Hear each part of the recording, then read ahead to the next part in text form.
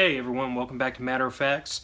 My tabletop review on my Henry AR-7 or the U.S. Survival Rifle went over kind of well. I got a few responses to it, so I thought maybe I wanted to see more tabletop reviews on firearms. If you like what I'm doing, please comment. If you don't and you want me to get back to doing something else, comment. It's the only way I'm going to know what y'all want to see. The only way I can try to interact and be responsive to my audience, what little of y'all there are right now. But I thought I'd start off with probably the most well-worn gun in my collection, and not because I've had it for the longest, but just because it gets the most use. We'll check this thing to make sure it's clear right now. Nothing in the chamber, no magazine. This is my Tristar C100. As is proudly emblazoned on the side of it, this was made in Turkey by Canik. You might know them for their TP9 series. They're getting kind of popular these days. This is the gun that they were importing prior to the TP9 being created. This is a double action, single action, hammer fired copy of a CZ75 compact. When I say copy might not be the best term because it's not an exact copy. It takes a lot of its inspiration from it. Matter of fact, any of y'all who are familiar with the CZ75 or the compact, this will look very, very familiar. It's just like what you'll see on the CZ75s. You can see maybe that the rails on this reside within the frame. That makes your slide quite a bit thinner, which makes it a little more difficult for you to get a hold of, get a good purchase on, but it does move the bore axis down just a little bit. We have very base controls. This is just a manual safety which engages hammer up or hammer down, so you can carry this cocked and locked just like a 1911, which incidentally is my first handgun. That's why I'm comfortable and familiar with that mode of operation. You can also lower this hammer down onto a chambered round, fire your first round double action. Gives you those kind of options. Other than that, you have your magazine release right where you would expect it to be. You have your slide release right where you expect it to be. Not really much else going on with the gun. Like I said, it takes a lot of inspiration from the CZ75s. That's not criticism by any means. CZ75s are a well-regarded gun in the gun community. They're well-worn, very reliable. This one in particular sings a lot of this praises because I hand load mode ammo and I've shot a little bit of factory through this. I've never had this thing fail to spit out whatever I put into it. If it fits a magazine, it will more than likely go into the chamber, and if it goes to the chamber, it's going to go bang. So the gun's been extremely reliable for me. I haven't done a lot of work to it. I've changed out the grips with a set of VZ grips, which anybody familiar with VZ grips knows that they're a little on the pricey side, but I think worth it. This is their tactical pattern, which is extremely aggressive and grippy. The kind of grippy that might wear on your hands a little bit if you're barehanded shooting for a while, but my intention behind this gun was to be a concealed carry gun, which means I want to have the best purchase on this firearm possible at all times, no matter what.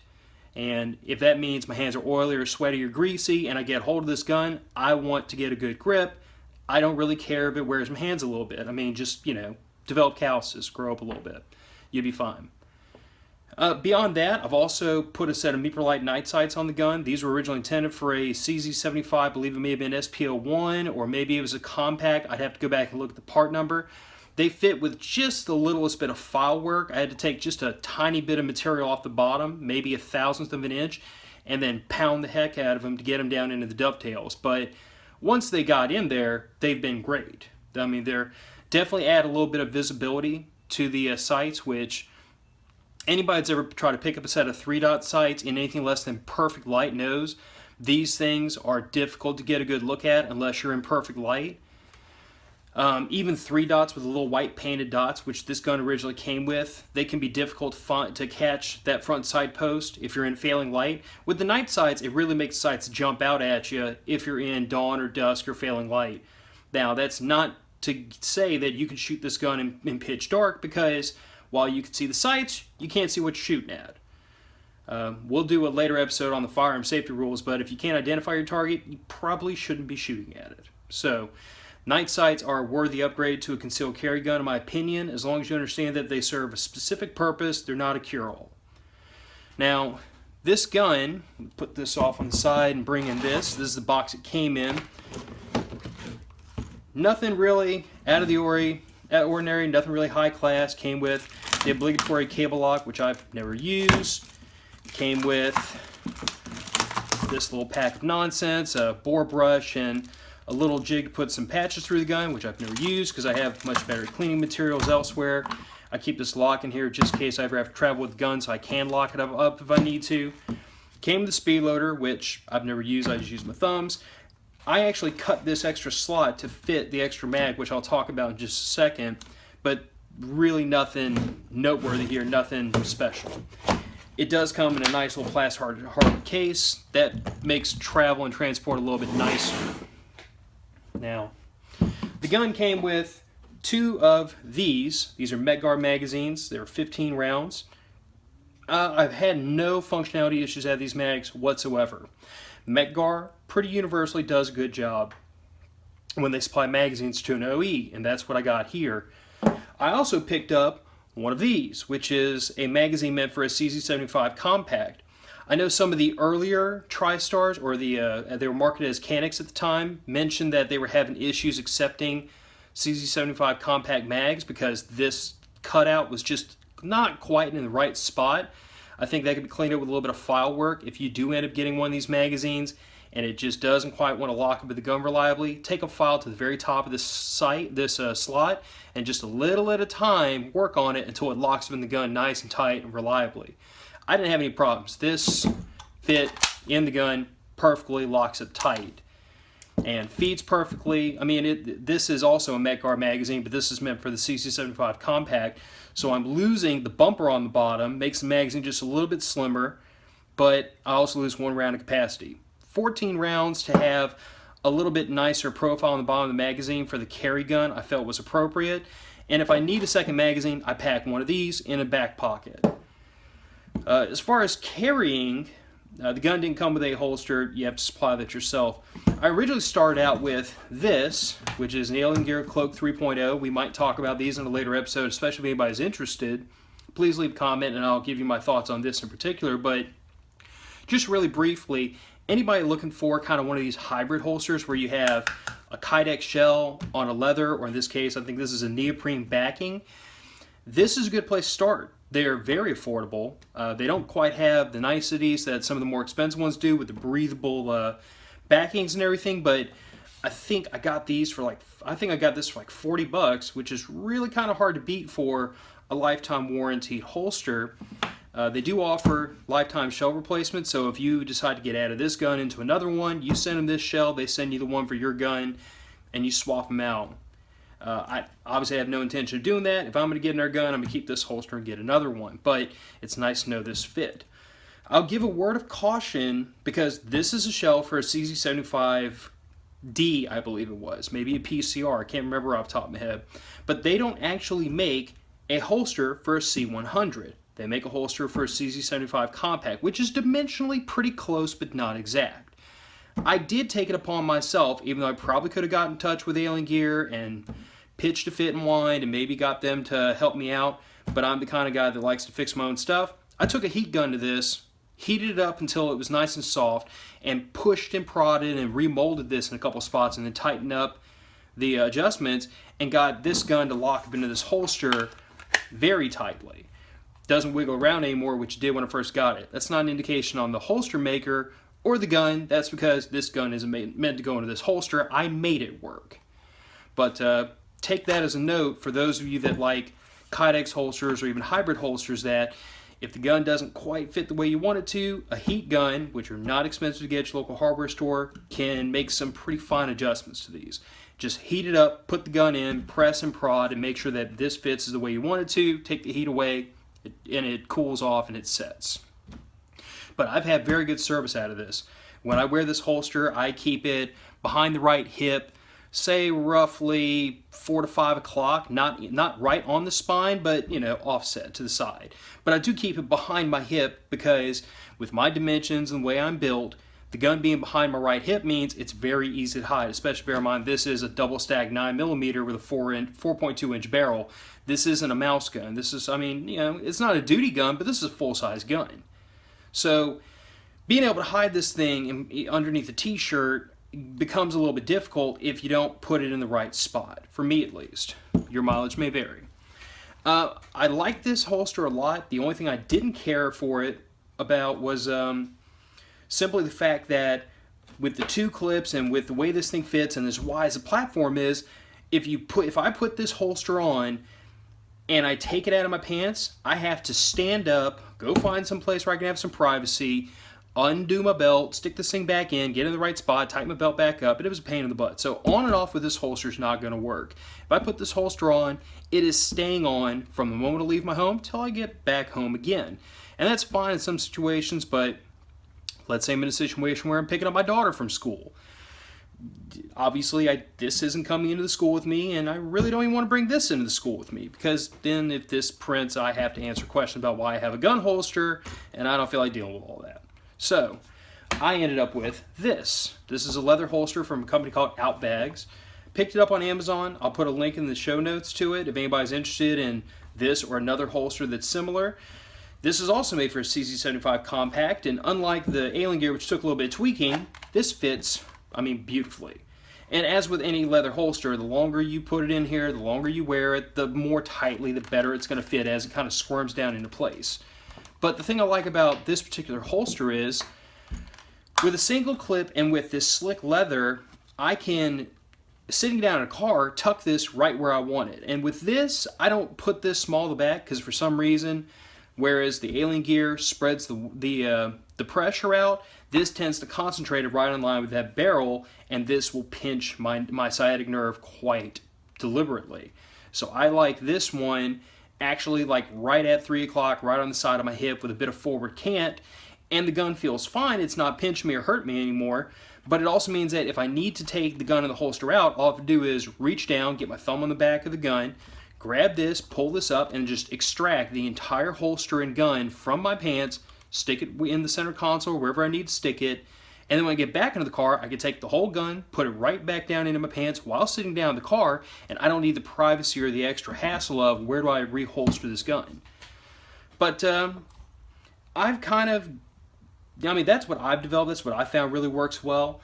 The holsters is going to be a personal choice because everyone's going to carry a gun in a different spot depending on your body size, your body type, how you're comfortable, how you interact on a daily basis. Because you spend a lot of time sitting down, say a truck driver, that 4 or 5 o'clock position with that Alien Gear that I like might be a pain in the butt if you're sitting on the gun the whole day.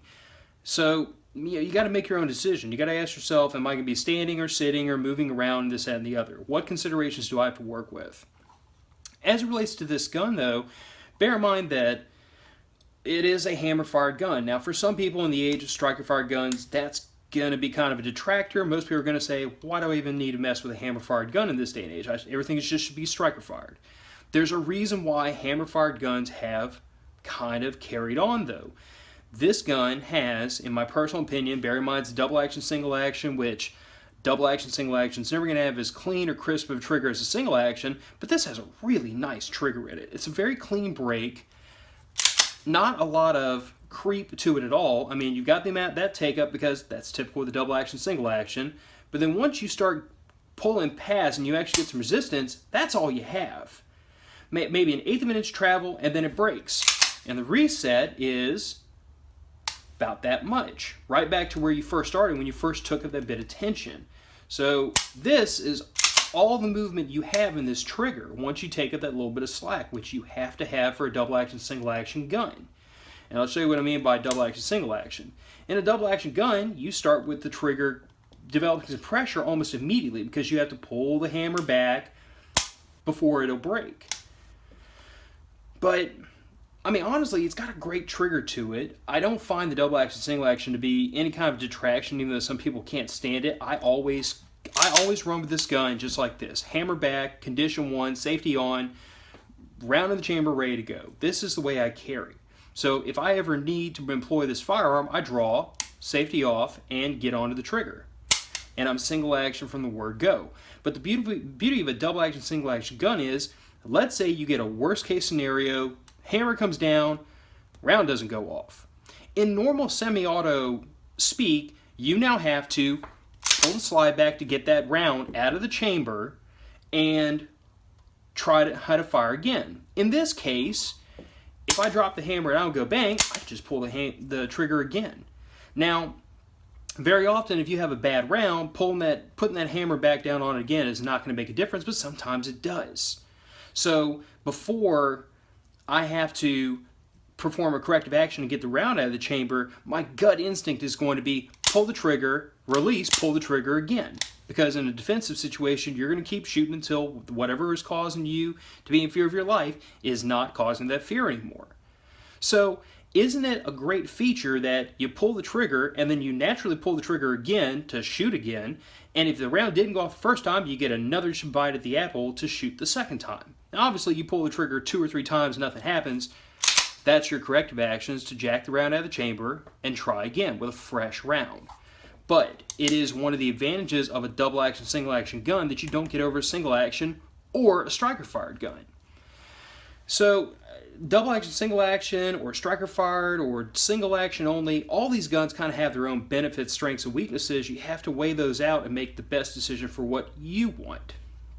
The one thing I'll say about these guns in particular is I love a CZ. I can't really afford CZ money most of the time. I'm just a middle-class guy working a full-time job, trying to feed a family. So CZs are like starting in the $550 range and going up from there.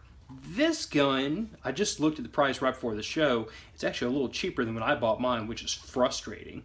But Academy sells these for, I think it's $330 plus the tax and everything else. I got this for, I think, $360 out the door several years ago. So it might be just a touch cheaper than it was 2 years ago, but it certainly hasn't gotten more expensive. And for a $350, $360 gun brand new, you've got a steel slide and an alloy frame, you've got a great trigger, you've got two magazines in the box. I know plenty of guns that from mainstream, better known manufacturers don't include 2 magazines for you, but this one does. You have a rudimentary cleaning kit, which isn't the greatest thing on earth, but that and a couple of cleaning patches cut from an old t-shirt and a little bottle of gun oil, that's enough to get you going. But I mean, I've often said that if you're going to start with a handgun, then your entry-level purchase is a reliable but affordable handgun, which this certainly qualifies because I've never had a malfunction out of this gun.